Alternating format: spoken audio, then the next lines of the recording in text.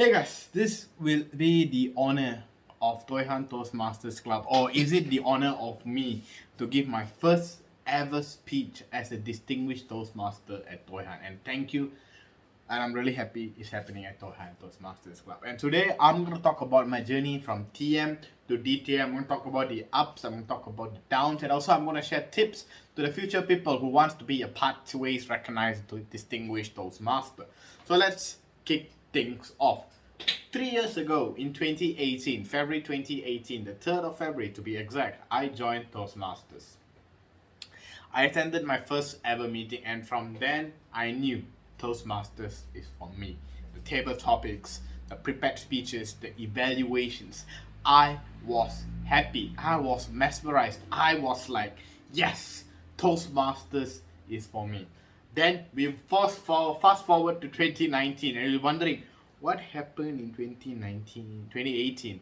Fun fact, I joined matriculation. So from June 2018 up to April 2019, I didn't give any speech. So that's why people ask me, I've been an official Toastmaster only for 2 years. So in April 2019, I officially gave my first speech, which is the icebreaker speech. And in my icebreaker speech, I got told by a Toastmaster that this is one of the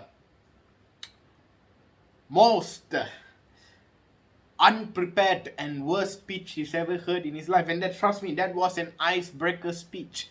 Was I disappointed? Of course. Was I heartbroken?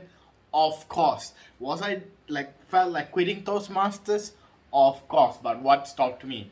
What stopped me from quitting?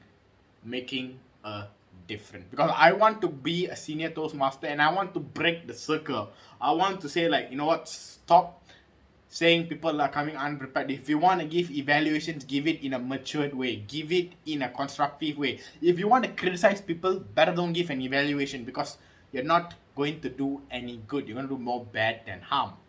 I mean, you're going to do more harm than good. Yeah, correct me. See? Natural speech, okay? So, let's fast forward again. I finished my first part. It took me 1 year to finish my first pathway. Let me rephrase that. It took me 1 year to finish my first pathway. April 2019, I completed my pathway in May 2020. So about a year. And it was the most challenging period I ever went through. It was so hard to finish that first pathway, because especially when in the physical era, when guest speeches got rejected, guest speeches got rejected again, guest speeches got rejected again. But what kept me going? I still kept going. My motivation was still superbly high. I went, I strived. I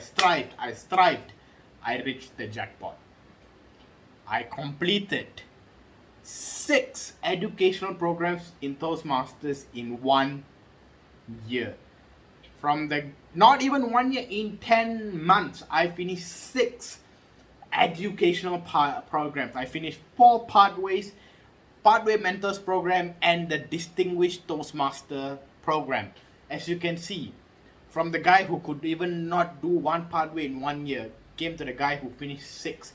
Trust me, ladies and gentlemen, if you put your heart, mind, and soul into it, you will succeed in life. Now, let me tell you about the leadership aspect of Toastmasters.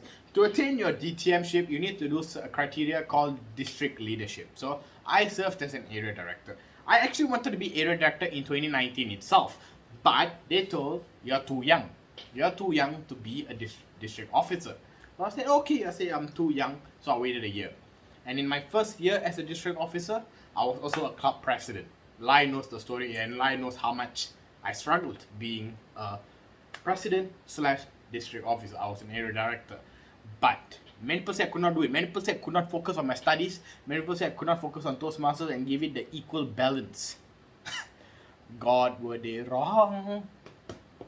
I ended the term with President Distinguished Club, President Distinguished Area, and still maintain my studies properly. So all you have to do is put your heart and mind to it. Now, another credit to get the DTM project is club sponsor and club mentor. I got my club sponsor and I sponsored a club in Maldives. I somehow got a connection through my district peers. They said, okay, cousin, you're going for DTM. Okay, I'm going to give you this club sponsor thing.